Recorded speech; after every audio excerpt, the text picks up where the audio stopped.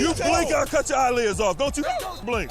Let's go. Hey, good evening, everybody. Welcome to another edition here of the Men of Steel podcast. With, of course, yours truly, Charles Prodigy Richey. And it is the second week of summer here as we are counting down the training camp coming up and less than a month away for the 2022 season this year as we're getting ready to get things started here. Got a lot of stuff to get into. More particularly, still waiting on a verdict as it relates to Deshaun Watson right now. Whether or not a suspension will be handed down to them, more than likely, as the league is trying to push for an indefinite 1-year suspension, which will be arbitrated by Sue Robinson, who will be the judge in this case right now. And she can determine technically if he then violates the personal conduct policy. But remember, the NFL does have the right to challenge her ruling, wherever that may be, with the NFLPA. Get my thoughts on that. Plus, we hear a little bit of rumblings surrounding Colin Kaepernick coming up, basically from Pro Football Hall of Famer, former Raider, Warren Sapp. And then also, too, we're going to be getting into the new defensive tackle to the Steelers, who was just acquired a week ago, Larry Ogunjobi, coming in right now. How vital will he be helping fill the void and loss of Stephon Tuitt, who was retired from the organization and league, hanging up his cleats? Plus, found out the best signings from the athletic stuff that was written just within this week, particularly as it relates to the AFC North Division. That's some hot, heated topics on fair or foul regarding Kenny Pickett, Deshaun Watson, and some other stuff. If you guys want to follow me again on social media, you can definitely do so. You can check me out at Prodigy Richey and at MenofSteelCGR on Twitter. Then you can also check me out on Instagram at MenofSteelNation.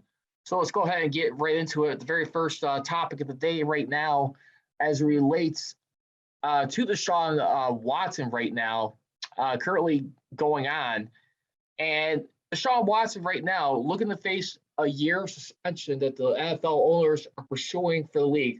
Now remember, he had 20 out of 24 of the cases settled of the women who accused him of sexual misconduct. As Deshaun Watson's claimed all along, he has done no harm.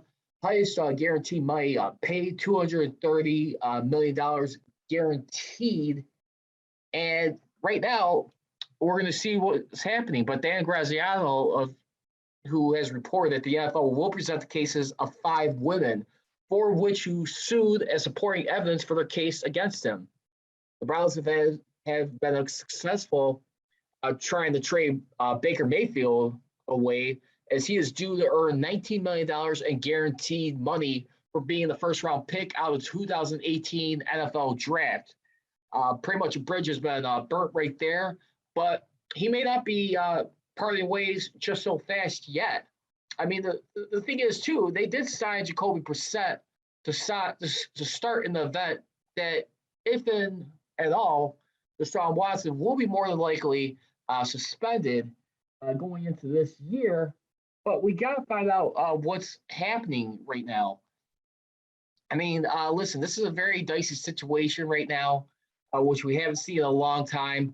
We also had Trevor Bauer, too, who got suspended in baseball right now for misconduct, basically going on. And you look at the precedent right now, and we'll see what happens. But other than that, I mean, remember, Trevor Bauer, who on last year about this point in time, on the 30th, Pasadena Police Department confirmed to news outlets that Bauer was under investigation for alleged assault of a San Diego woman that May. That woman was granted temporary domestic violence restraining order on June 28th, alleged she had met Bauer on April 21st, and that she had been physically and sexually assaulted by him on 2 separate occasions, which claiming that Bauer sodomized her without consent, punched her in the face, and choked her to the point of unconsciousness. As Bauer has acknowledged having sexual contact with his accuser. So right now, he is definitely not in the league right now. But still, I mean, you got to look at everything that's been going on. I mean, you look at the facts right now with a guy like Deshaun Watson right now. I think it's definitely be very interesting to say the least as we look at it. I mean, for right now, I think you look at like the actions of previous owners. Owners are supposed to be held to a higher standard in this CBA. I mean, basically, I mean, you look at some of the previous stuff that owners have done, like more in particular, like a Robert Kraft, a Jerry Richardson, who has been like the last owner as of to note removed from the league. Now, the owners are definitely very concerned about setting a precedent here because Daniel Snyder, he's another guy who's been subpoenaed by the Supreme Court, Capitol Hill, basically to appear and answer questions about sexual misconduct. Now, Roger Goodell did go a back for him and did say that his organization right now has no resemblance to what it was back, like say when this was coming up on the surface back in 2009. You look at everything right now, what the NFL are trying to do, like on like a culture basis. I mean, diversion. I mean, everything, and just trying to be equal. I mean, to both parties and fair at the same time too. Listen, I think for right now, what we gotta consider right now. I mean, for the time being, I think Deshaun Watson. I mean, he's definitely. It does not look good when you involve women right now, especially at a time right now too. We got a lot of stuff like that's heated trending around the world right now, especially with abortion right now being taken away as a right, which is a very disturbing time right now. And for women, prayers and concerns, love and sympathies go out to those people right now taking away that choice. But when you think about it right now, Deshaun Watson right now, the question is, we'll get to this at the end of this podcast, will he be able to play at all this season? And the thing is, too, I mean, you look at Robert Kraft, remember 3.5 years ago, it began in 2019, shortly after the Patriots won their Super Bowl, or around the time that they were going to win it, their sixth Super Bowl. Robert Kraft was in a spa back in Florida, I believe it was. And, he was accused of trafficking, but there's a camera that invaded his privacy right there. We didn't hear much punishment for a guy like Robert Kraft. Or again, you also had Jerry Jones, too, one of his long tenured employees right there with the Cowboys, a PR guy who was supposedly accused of taking or peeping through a cheerleader's locker room or having access he wasn't supposed to have. You have that. And you have Daniel Snyder right now, who the league is still protecting right now. Now, remember, Roger Goodell was pressed the question at that point in time a week ago, do you have the power to remove Daniel Snyder as an owner of the league? He said, no, I don't have the power, but he did acknowledge that he has to be one of the people that had to gather the owner's attention right there. I mean, have like a voting process go on. So it would have to be determined right there. I think for right now, because then you also look at it too. Another thing to throw into this wrench right now, aside with Deshaun Watson, everything that's going on, Colin Kaepernick. He is a guy who definitely has been forced out of the league, obviously. He's a guy who's still trying to get back into the NFL. We're going to get to him a little bit momentarily. I mean, it just would not be a good look to like have someone like that in power right there. I mean, you're going to be basically letting like the big rich executives, which a lot of people would say a lot of white owners here in this league, get off scot-free basically. And that continues to be the wrong message why the NFL has diluted product. Now, Mike Fuller, did mention too, the past, 5 years at this point in time, or 6 years ago, you could say, when Colin Kaepernick was kneeling during the national anthem, and you had all like the negativity that surrounded almost a year later with President Donald Trump, who used it as fuel to spark up, get people fired up.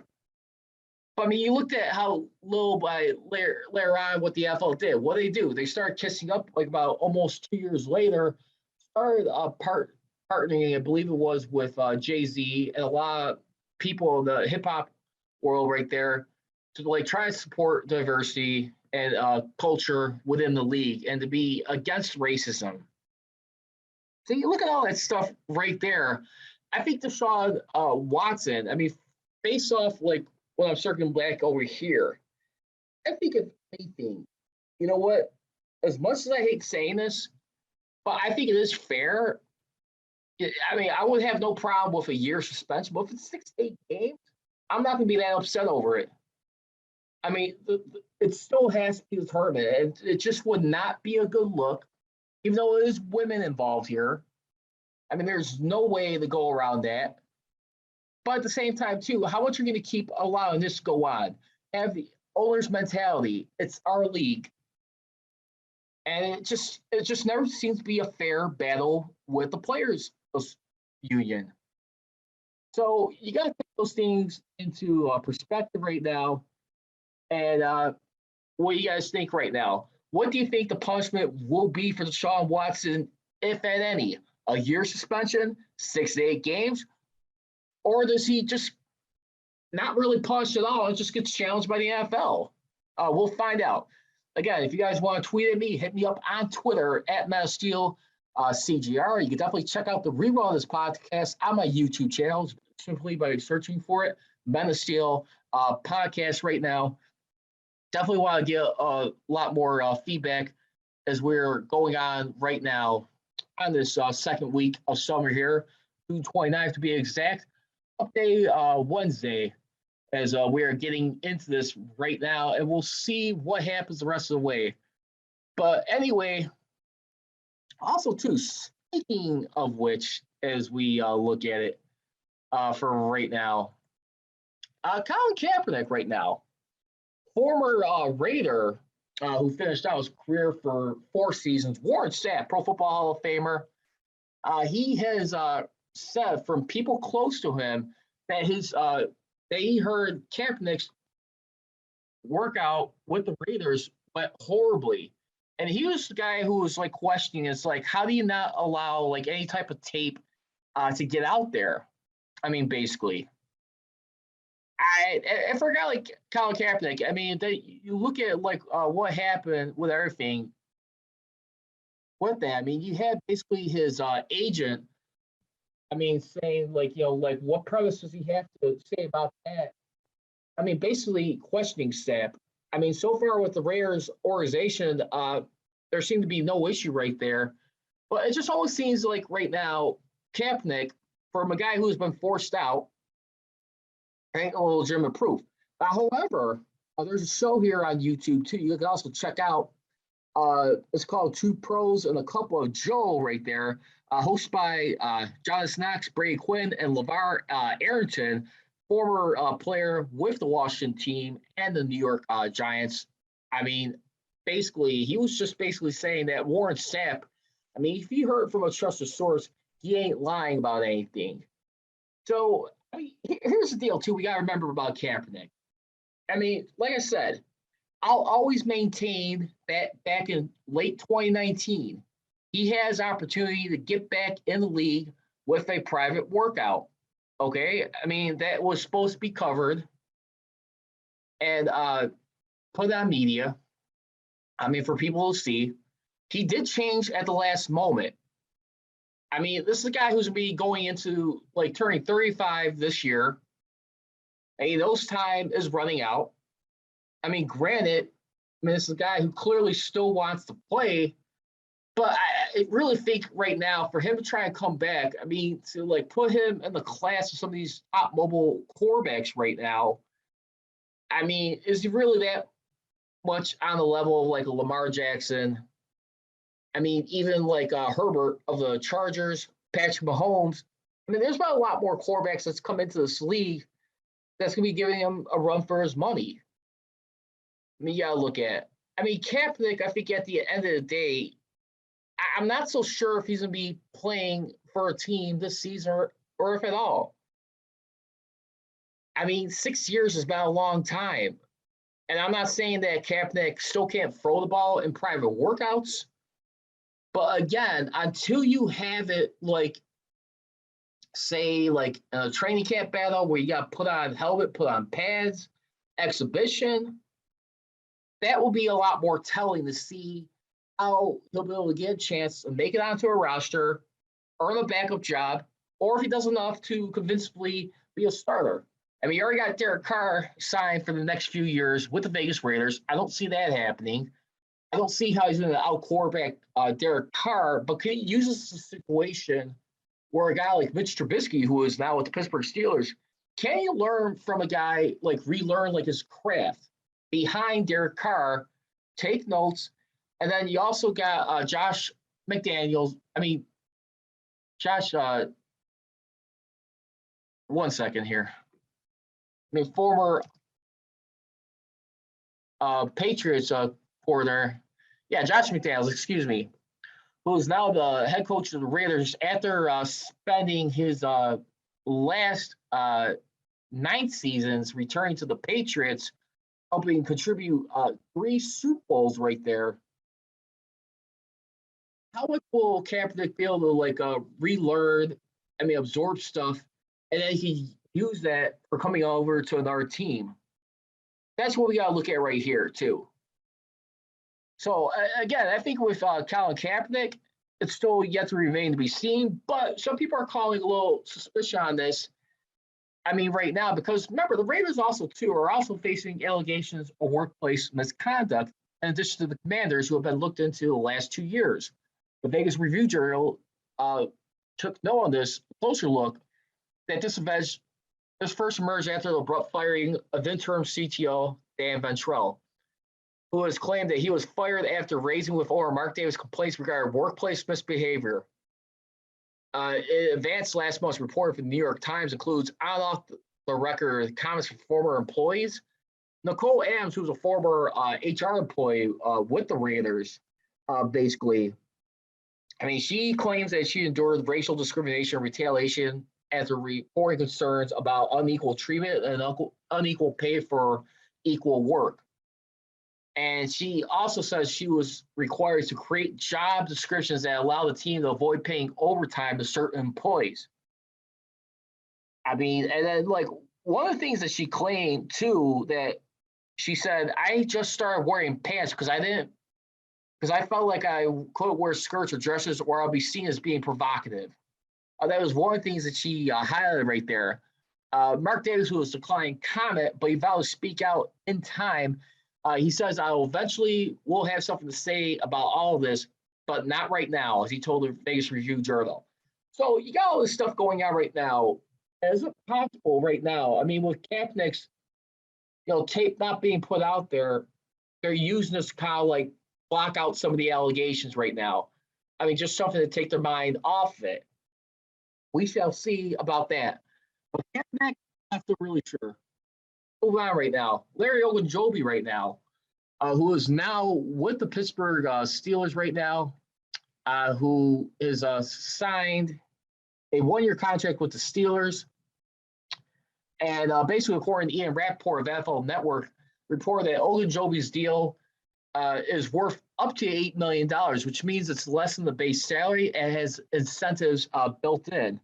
Now, remember, Larry Ogunjobi, for right now, who comes over from the AFC champions Cincinnati Bengals. He's played 4 out of his 5 seasons with the Cleveland Browns. He has started 63 out of 76 games, and his career highlights includes for his time that especially last season with the Bengals, 7 sacks, 12 tackles for loss, and 16 quarterback hits was one of the things that's noted right here. And here's a crazy thing to add too now. He also gets to say on his resume, he played with every team in the AFC North with the exception of the Baltimore Ravens. So that's 3 times within a 6-year span, basically, that he'll be playing for 3 teams, 3 out of 4 in the AFC North. The only question is right now, when you got a guy like Brian Flores right now, who is a senior defensive coach, who is more particular in the linebackers, but how much more can this Steelers team right now, like, get into as far as like with run stopping right now. As we look at it, you got Carl Dunbar, who's like in his 17th season, defensive line coach for the Pittsburgh Steelers. And you still got Jerry Olszewski and Brian Flores right there. But, I mean, how much is this going to help bring the Steelers back to legitimacy with stopping the run right now? I mean, that is a big concern right there as far as, like, on the defense. I'm very optimistic this defense can get back. But, again, for right now, I mean, they've definitely got some issues in that category for the most part. As we look at everything, as they try and get back to legitimizing themselves. I mean, if you really think about it too, I mean, last time the Steelers were really any good as far as like stopping the run, you have to go back as far as like 2018, the first year without Ryan Shazier. Now, granted, this was before they selected Devin Bush, who they did not pick up his fifth-year option, but they were sixth in the league as far as stopping the run, only allowing 1,538 yards for the year right there. Now, remember, that season was primarily highlighted for winning the turnover ratio. I mean, when you look at everything, I mean, they're +3 in that category. I mean, and first and six and everything. And takeaways, I mean, for the defense, I mean, it was just pretty good. I mean, for the most part, back in 2019. I mean, they were number one ranked in that department. And as we look at it, I mean, Larry Ogunjobi right now, can he be enough to fill a void for Stephon Tuitt? I'm very optimistic he will be. And I got to tell you, this is a pretty legit sign right there to pair up with guys like Cam Hayward. And then we'll see how Tyson Alalo, if he's going to be able to have a bounce back year for this season. As we look at things going on this year. So Larry Ogunjobi right now, I'm gonna give this signing a thumbs up. But as far as it relates to the AFC North, the Athletics, as I mentioned going into this podcast, each team, especially in the division, Jeff Zrebiec for the Ravens, he notes that the Ravens' best signing was safety Marcus Williams, whose market didn't go well as many expected, but he gives the Ravens a ball-hawking safety they haven't seen in years at the age of 25. Williams is signed for 5 years at $70 million with a 14.965 signing bonus, while $37 million is guaranteed. And Ravens, they also signed veteran tackle Morgan Moses at the age of 31 for a 3-year, $50 million, while 5.5 is guaranteed. The Ravens gave up the second most sacks with 57, last season. Prior to that, the last two seasons with Jackson as their starter, 32 sacks, which was 20th in the league. So top 12 offensive line right there. And then in 2020, where they gave up 2019, it was 28th in the league, which was the fifth best with allowing only 28 sacks right there. Last year was pretty much a problem. And I got to tell you right now, Lamar Jackson, a guy who is pushing to be one of the top signed quarterbacks, who has not signed off. I mean, the Ravens were trying to make a deal for this guy. I got to tell you something right now. I definitely signed Lamar Jackson, but I'm not giving him $230 million guaranteed. I will not give him past higher Deshaun Watson.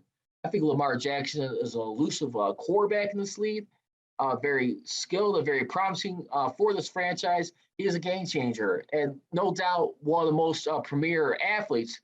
But I'm not so sure right now in the future. I mean, when you see a guy right there who's always gotten far as to the divisional round, just like Deshaun Watson, he hasn't done anything better than him just yet. I mean, who's actually, as a matter of fact, got a 1-3 record in the postseason so far. And I mean, so he's 500 on the road. And that's the thing right there, too. I mean, are the Ravens having pause for concern? Because remember, John Harbaugh and company, I remember 3 years ago where he says he was going to revolutionize mobile quarterback at this position. Just not so sure if I'm ready to put him in that category of top money like that. When you look at the top quarterbacks in this league right now,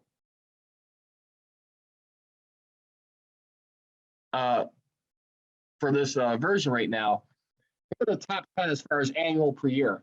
Aaron Rodgers at 50.27 million, Deshaun Watson at 46, Patrick Mahomes at 45, Josh Allen at 43. You also got Derek Carr of the Raiders at 40.47. Matthew Stafford of the Rams, who eked in there, more particular for winning a Super Bowl, got an extension for $40 million. Dak Prescott at $40 million. Kirk Cousins at 35, and then Russell Wilson coming in at 9 for $35 million, and Jared Goff at $33.5 million of the Lions right there.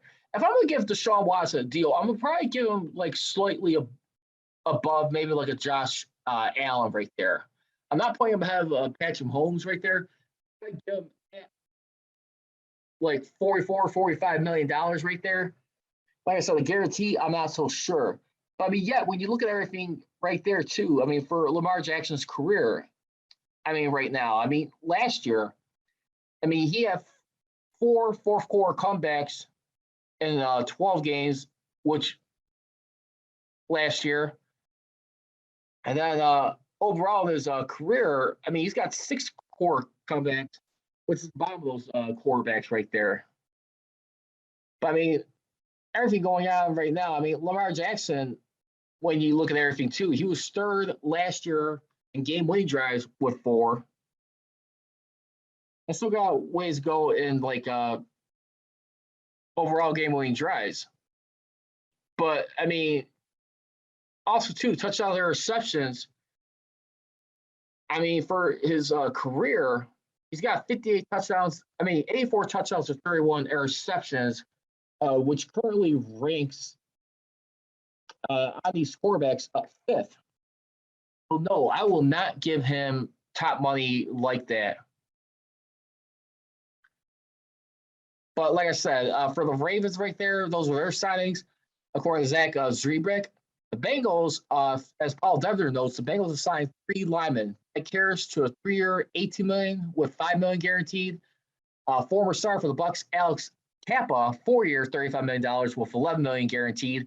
And right tackle, La'el Collins for 3-year, $21 million with $5 million guaranteed. The favorite move right there is La'el Collins right there. The move brings an elite skill set to right tackle, reunites him with offensive line coach Frank Polak. And right there. So the Bengals right there, who's been needing some protection right there for Joe Burrow right there, who also got sacked. Got to be very careful right there, too. I mean, a guy who had his season shortened back in 2020, back when the Steelers, I mean, were on that win streak where they went 9-0 at that time. And it was a late Sunday afternoon game. And then for the Pittsburgh Steelers, Mark Bowley notes, I mean, he does highlight, a few pieces when you look at, like, their new lineman on here, too, when you look at everything for the most part. I mean, you got their offensive lineman, Mason Cole, but then you also got Mitch Trubisky. But more particularly, he's looking at Brian Flores right there. I mean, his impact was noticeable throughout spring practices, was intensity and knowledge right there. So I would have to tend to agree on that. I think definitely, I mean, he's going to probably be the MVP signing for this team. Just that coach right there for Mike Tomlin filling out right there. I mean, going into it. And I definitely have a lot of faith right there. I mean, going into that. But as far as for the Cleveland Browns, let's get to them next as we look at it.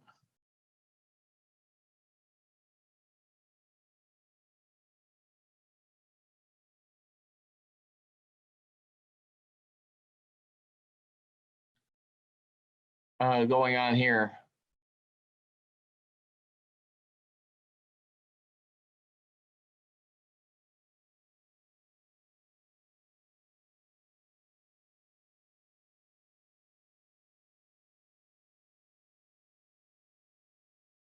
So, I mean, I didn't get a chance to look at the Browns right there, but I would have to probably say Deshaun Watson, depending on what happens with the suspension. That one I did not get a chance to look into.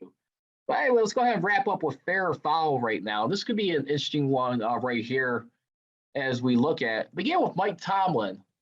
Should he be on the hot seat, fair or foul? I like to acknowledge both exist.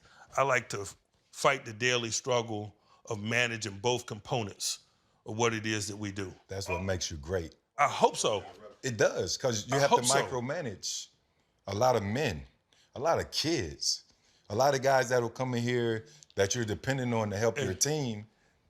I'm gonna cut you off because I laugh at that all the time. Management, right? Like, that's what the hell we paid to do. We put together strategy relative to those that we compete against.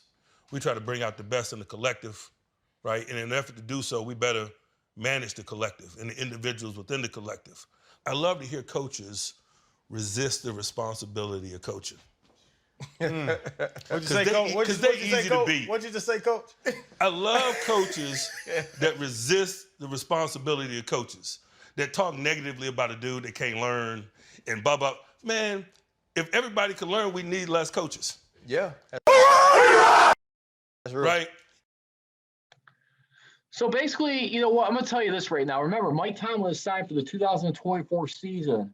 I mean, doing a great job building culture, a community, and consistent. Never had a losing season.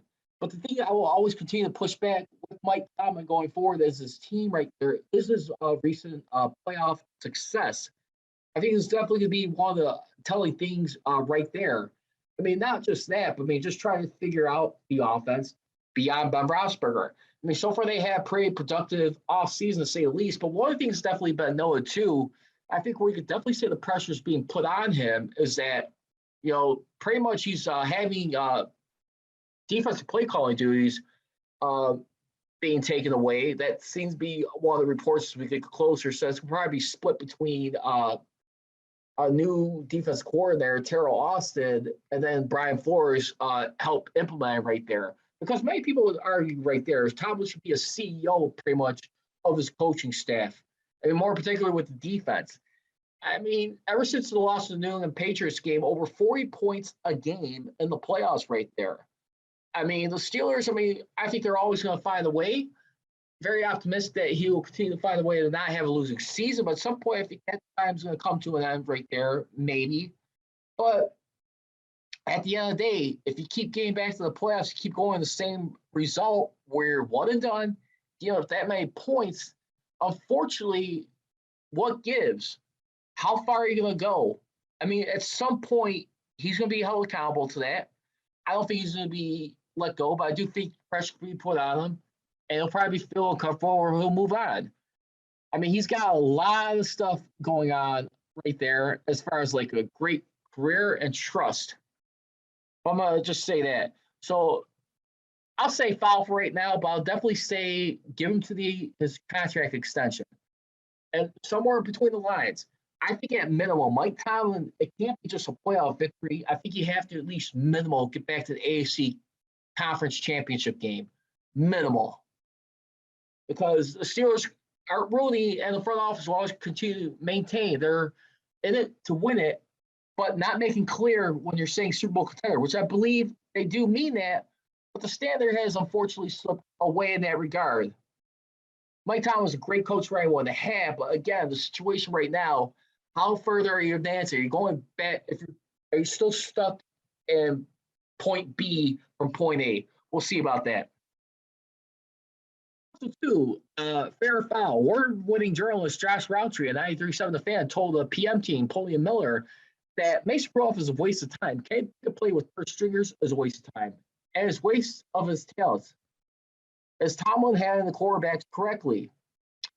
I tell you what, with Mason Rudolph, I don't think it makes any sense. I mean, for right now. I mean, unless they're able to find a sewer, I think that's the only reason why he's sticking around. I mean, Mason Rudolph has definitely lost some trust as far as being confidently trusted as a starter.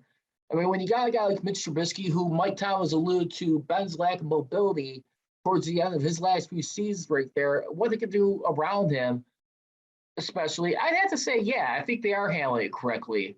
I don't think it's becoming awkward, but Kenny Pickett, I mean, unless he lights up in the preseason and gives, you know, both Mason Rudolph and Mitch Trubisky run for their money, we'll see. Remember, Ben Roethlisberger did have to start had to sit behind Tyron Max where he got injured versus Baltimore Ravens shortly into their season, where they had that 15-1 season there. So let's see about that. Will Lamar Jackson accept a new deal from the Ravens? Is he worth being paid the top quarterback? I'm going to eventually say he will accept a new deal, but I don't think it's be for the asking price of the $230 million guaranteed. Let's say no on that one. And last but not least, Deshaun Watson, he will face a year suspension. Fair. And that's all I got for you tonight here on the Men Steel Podcast. Once again, you guys can follow me on Twitter at MenSteelCGR and Instagram at MenSteelNation. Always leave it. Don't be trolling. You're rolling. Here we go, serious. Here we go. I gone. Thank you for watching the Men Steel Podcast with your host, Charles Prodigy Richey, here on YouTube. Please make sure to hit that subscribe button. And for all the latest Men Steel Podcast episodes, feel free to download them on Mixcloud, Anchor.fm, and SoundCloud, wherever you get your podcasts.